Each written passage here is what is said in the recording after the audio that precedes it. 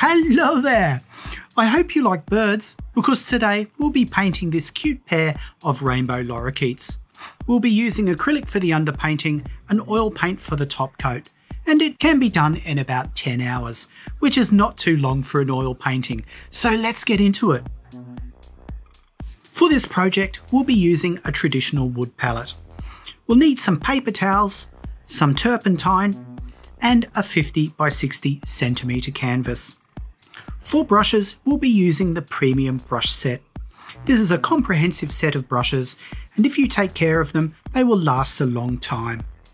For paint, we'll be using the oil paint intro set, as well as some olive green, burnt umber, and permanent green premium oil paints. For the underpainting, we'll be using Chinese white, lemon yellow, phthalo blue, hooker's green, and lamp black satin acrylic. To create texture, we'll be using some light modelling paste and a black brush pen for marking up our canvas. The first step is to lay down the background with acrylics. Acrylics provide a very good base for oil paint as the coat is hard and flexible. It also speeds up the project as we don't have to wait days for the coat to dry, and we can add the top coat straight away. Squeeze out some hooker's green, some lamp black and create a sky blue mix from phthalo blue and Chinese white, and a mix of hooker's green, Chinese white and a touch of lemon yellow. Use the large hog bristle brush and lay in the sky blue mix into the top portion of the canvas. Into this I blend in the green mix, and as we get to the bottom of the canvas we mix in pure hooker's green. Then we add lamp black to the very bottom. It is important to keep the colour at the bottom of the canvas quite dark, as vegetation will be laid over the top, so this will create a dense look to the forest floor. Keep the brush moving quickly so the transitions between colours are smooth and allow this coat to dry. Brush pens are great because the ink is water-based, so if you make a mistake it can easily be removed with water and a damp rag. Take your time and don't add any paint until you are happy with how your birdies look.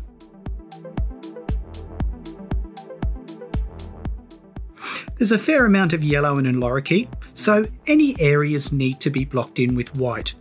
We do this because yellow is a translucent colour and will not opaquely cover an underlying darker tone.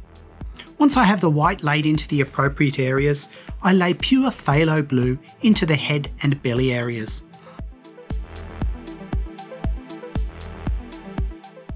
We can then paint lemon yellow into the beaks and the front of the tail and the chest area, and then hooker's green into the tail and wings.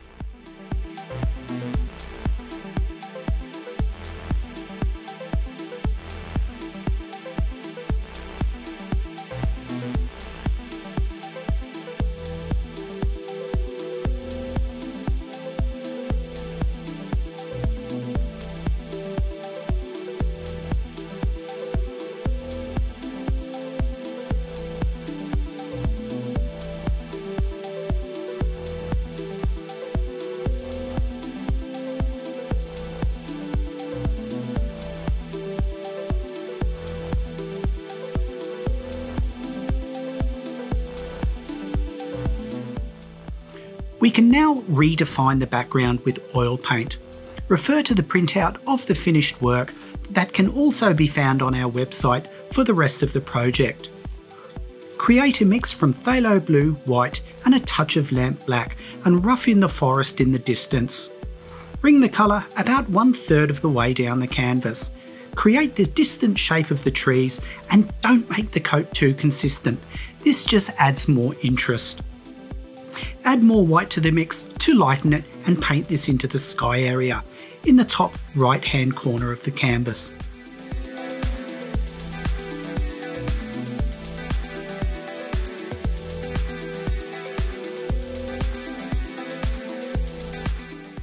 For the foreground, we create a dirty yellow olive tone from emerald green, brilliant white and titanium white. Lay this tone around the birds and up to the top side of the branch our little friends are sitting on. As we near the blue area of the forest, we can blend the yellow olive tone into the blue of the forest so the transition is smooth. Some of the soft shapes can be added to suggest the silhouette of vegetation in parts.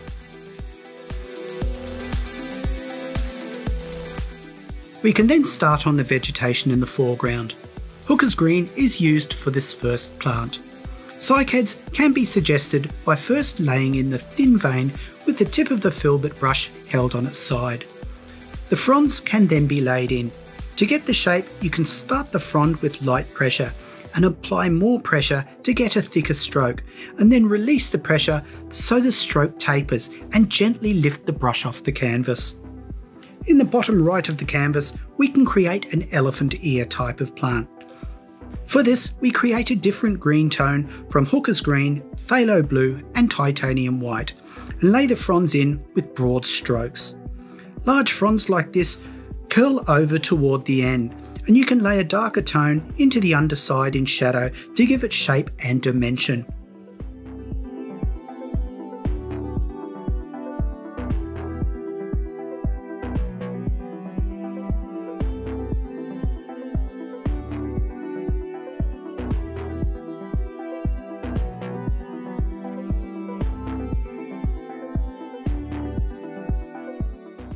We can then add another large cycad beside the plant we just laid in. Follow the same process but use olive green so it doesn't get lost in the background colour. To get sharp crisp lines, you can add a little terps to adjust the flowability of the oil paint.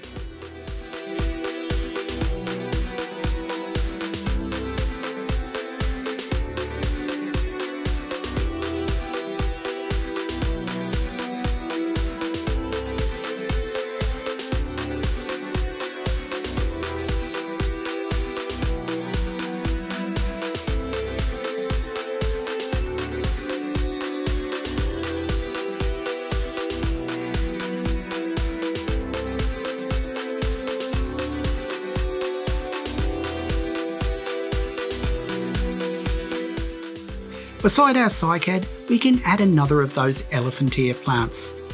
We can then just work around the forest floor, adding fronds and vegetation wherever there is a blank area. Get into the habit of standing back and assessing your work.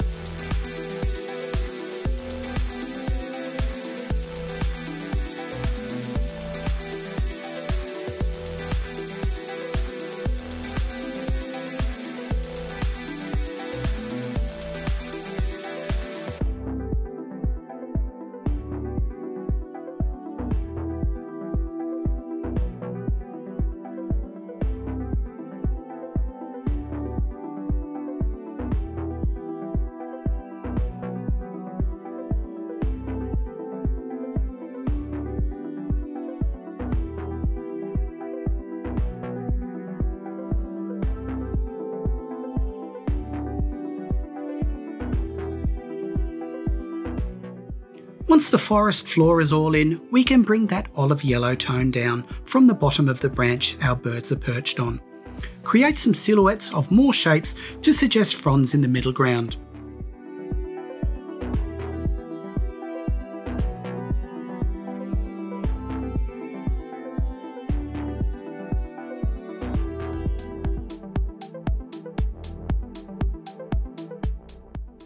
Lay the modelling paste onto the branch with a palette knife.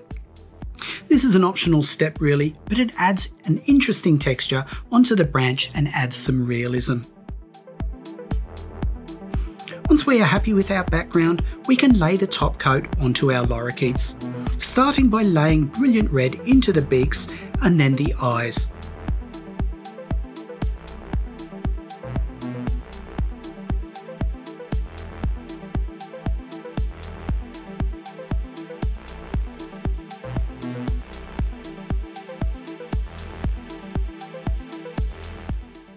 To create the intricate feathering on the chest area, we first lay lemon yellow into the whole area. Into this yellow, we add brilliant red with the small filbert. Build up the tone slowly, allowing the orange to be created, and lay more red over the coat. Fade the colour out on the edge of the bird's chest.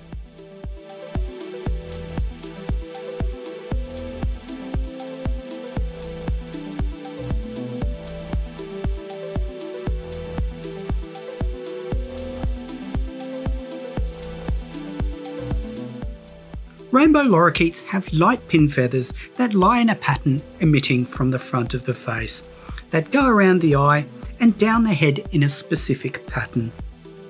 To suggest this, create a mix from titanium white with a touch of phthalo blue and apply these strokes with the finest brush you have. Keep the pattern in mind.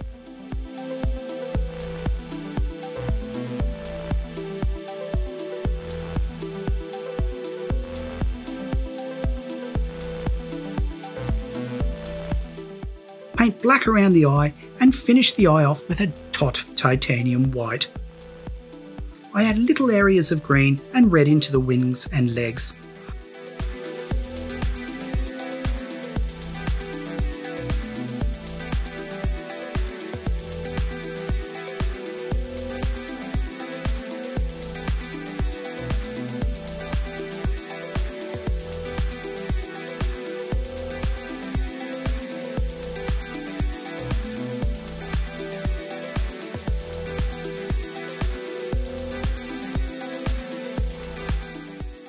The belly can be then painted with phthalo blue, and white can be gently blended into the left side so it transitions into the phthalo on the right side and gives it a roundish shape.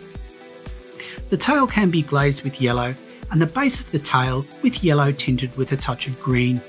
More green can be added over any green areas on the wings. The feet can be then painted with a warm grey.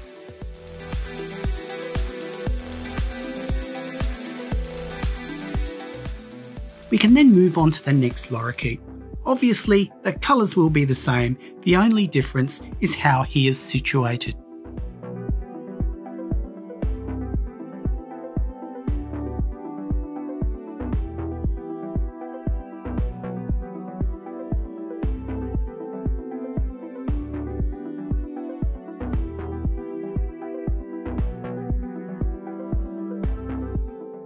There are 56 species of lorikeets in the world, and they are all equally beautiful.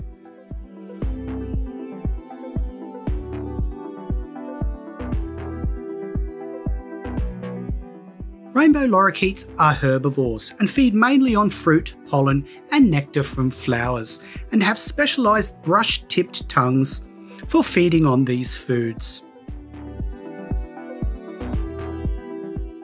Lorikeets live for about 12 to 30 years.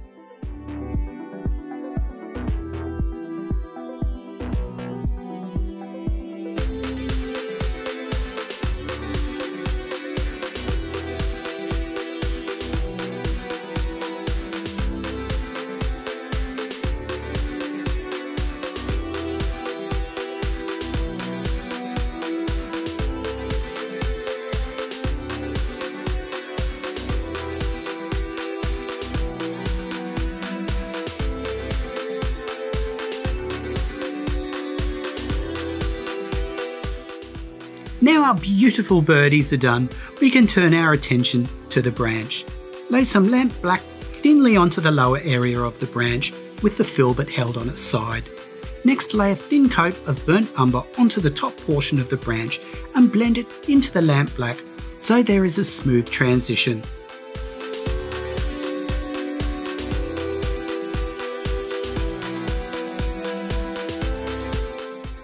To create the highlights, I mix up some titanium white with a touch of burnt umber and lay this over the top of the branch. The trick with this is to use the flat part of the brush and very lightly drag it over the surface.